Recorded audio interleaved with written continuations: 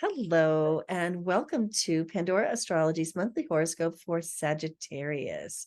I'm Jamie Kale Miller, and with me is. Hey there, I'm Julia Mijas, and hello, Sagittarius.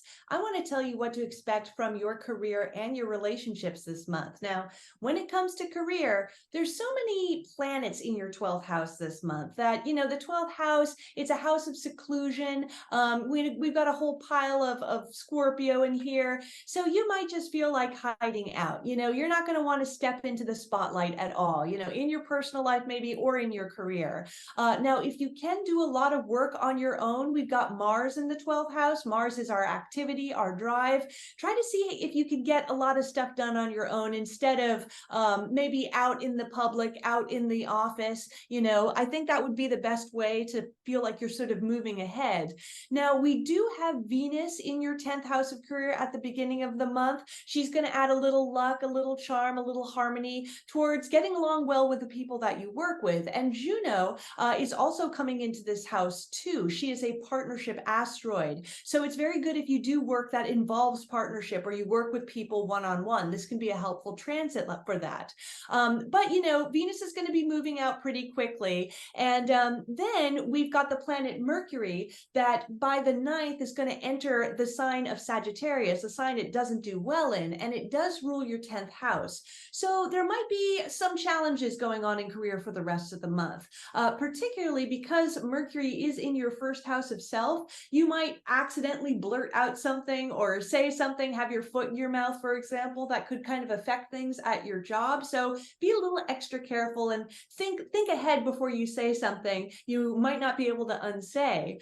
Now, when it comes to relationships, I had mentioned Venus was in the 10th house for the first about week of the month. It is a good time for feeling like you are making your relationship more public somehow. Your relationship, for example, like if you're announcing to people at work that you are currently in a relationship or updating your social media to include that person that you've been spending time with.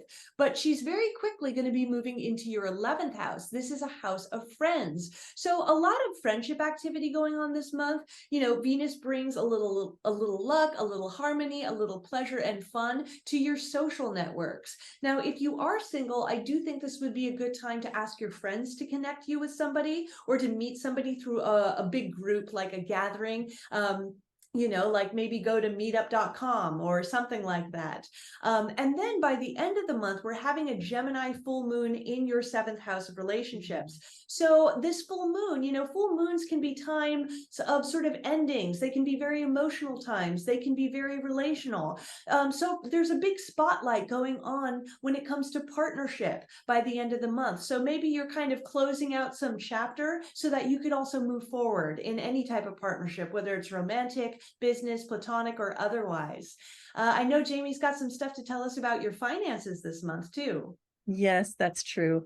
Well, for the first, it's kind of a classic bad news, good news thing, not really as a joke, but just kind of as a thing.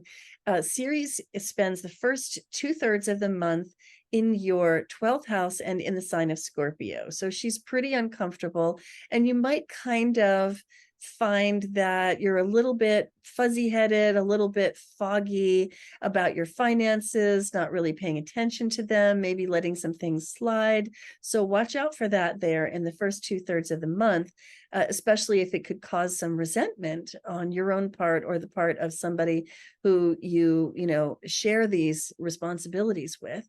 But it's great news when Ceres leaves the 12th house in the last third of the month and moves on into your sign of Sagittarius and is in your first house. Now, this is great for a couple of reasons. One of them is that when Ceres is in your first house, you can come off as so much more grounded than you might usually do, Sagittarius. Like, you may have a sort of a bouncy demeanor, and maybe people like to believe, would like to believe you, but don't always take you seriously. Ceres in your first house can really help with that.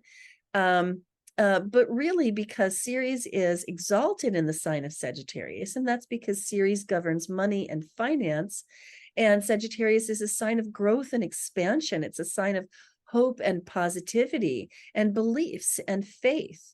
So when Ceres is in Sagittarius is a really great time to work on what you believe is true about money in your life and work on believing in the value that you bring. And that can lead to, easily attracting and magnetizing more money in the future, and letting it flow through your life more effortlessly. So this is a pretty great transit for you, especially Sagittarius, and it extends into next month as well. Well, that's all for today. If you enjoyed this horoscope, please do like it, subscribe to our channel, and tell your friends all about us. And you can find us at our website, pandoraastrology.com, to get a reading with one of us, and also find us on Patreon for workshops and classes. And we'll see you around the cosmos. Bye-bye.